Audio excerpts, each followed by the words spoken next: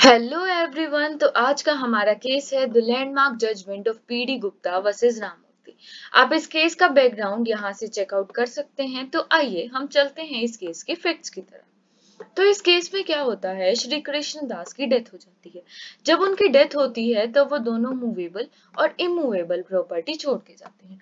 अब जैसे ही उनकी डेथ होती है, बिना किसी विल के होती है, लोग आ जाते हैं प्रॉपर्टी क्लेम करने। उन लोगों में से एक होती है उनकी बहन विद्यावती, जो section 276 of Indian succession act के अंडर क्लेम करती है कि प्रॉपर्टी पर उनका हक है।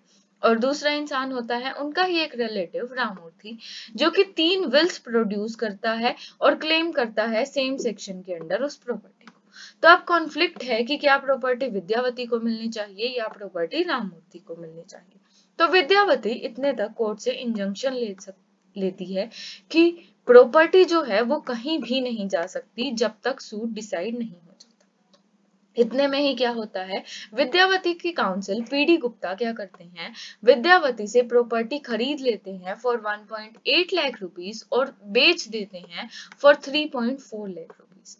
अब ये क्या बताता है, ये बताता है कि PD Gupta taking benefit of his fiduciary relationship with Vidyavati उनकी प्रॉपर्टी सस्ते में खरीदकर ऑलमोस्ट डबल अमाउंट में उसको सेल कर देते हैं।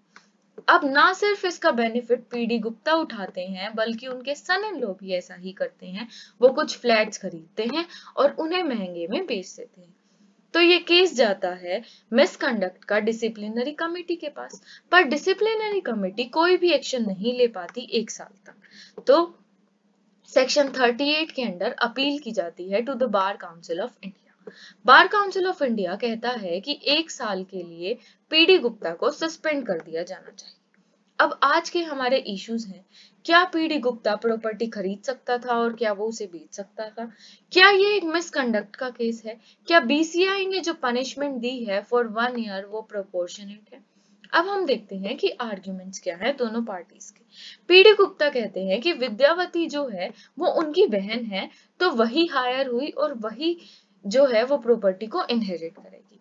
वो कहते हैं अगर कोर्ट ने कंटेंशन एक्सेप्ट कर ली अगेंस्ट एडवोकेट, जो राममूर्ति हैं उन्होंने कंटेंशन लगाई थी अगेंस्ट पीडी गुप्ता कि उन्होंने जो है वो मिसकंडक्ट किया है।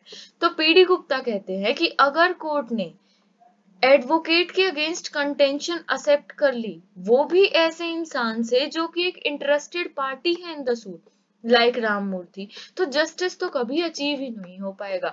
जो भी एडवोकेट जिस भी पार्टी के अगेंस्ट लड़ रहा होगा वही उसके अगेंस्ट केस कर देगी, तो justice can never be achieved. साथ में वो कहते हैं कि राममूर्ति ने जो भी विल्स प्रोड्यूस की हैं, 3 विल प्रोड्यूस की हैं, वो तीनों ही फ्रॉडुलेंट है, कोई भी लीगल नहीं है, कोई भी ओरिजिनल नहीं है। साथ में वो कहते हैं कि हाँ ठीक है उन्होंने प्रॉपर्टी खरीदी, but he has already sold the property, तो ही इज नॉट लायबल। अब देखते हैं हम कि राममूर्ति क्या कहते हैं। राममूर्ति कहते हैं कि विद्यावती का क्लेम खुद ही क्लियर नहीं है। वो कभी कहती है कि वो फुल सिस्टर है, कभी वो कहती है कि वो हाफ सिस्टर है, कभी वो कुछ कहती है, कभी वो कुछ कहती है, तो उनका क्लेम जो है वो जस्टिफाइड नहीं है।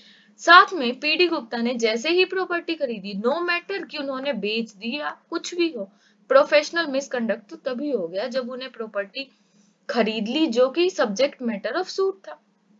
साथ में ना सिर्फ पीडी गुप्ता ने बेनिफिट लिया, उनके सन इन लॉ ने भी बेनिफिट लिया। अब देखते हैं कि हमारा कोर्ट क्या डिसाइड करता है। तो जजमेंट कहती है कि जो एडवोकेट है ना, एडवोकेसी एक बहुत ही प्योर, एक बहुत ही नोबल प्रोफेशन, और ये ना सिर्फ कंसर्न करता है बेंच को, it also concern bar as well. इसकी ड्यूटी ना सिर्फ अपनी पार्टी से है, बल्कि काउंसिल से है, अपोजिट पार्टी से है, कोर्ट से है, जस्टिस सिस्टम से है। It holds its duty to everyone. साथ में स्ट्रीम ऑफ जस्टिस जो है वो प्योर रहनी चाहिए। ये हमारी स्ट्रीम ऑफ जस्टिस है जो कि बहुत प्योर है, पर पीडी गुप्ता जैसे जो लोग हैं वो इस स्ट्रीम ऑफ जस्टिस को पोल्यूट कर देते हैं और इसका जो है वो नाम खराब करते हैं। ये बात तो बहुत ही कॉमन सेंस है और हर एक इंसान को पता होनी चाहिए कि अगर कोई प्रॉपर्टी सूट का सब्जेक्ट मैटर है तो उसे कोई भी ना खरीदे। पर पीडी गुप्ता तो एक पर्सन ऑफ लॉ है, एक काउंसिल है, उन्हें तो पता ही होना चाहिए। फिर भी वो इस प्रॉपर्टी का मिसयूज करते हैं, उसे कम में खरीद कर ज्यादा अमाउंट में बेच देते हैं, तो कोर्ट हेल्ड करती है that it is a case of misconduct और उनकी 1 साल की पनिशमेंट को वैलिड बताती है। Thank you. और अगर आपको ये केस पसंद आया हो तो हमारे साथ जुड़े रहिए और बने रहिए ऐसे और केसेस के लिए। Thank you.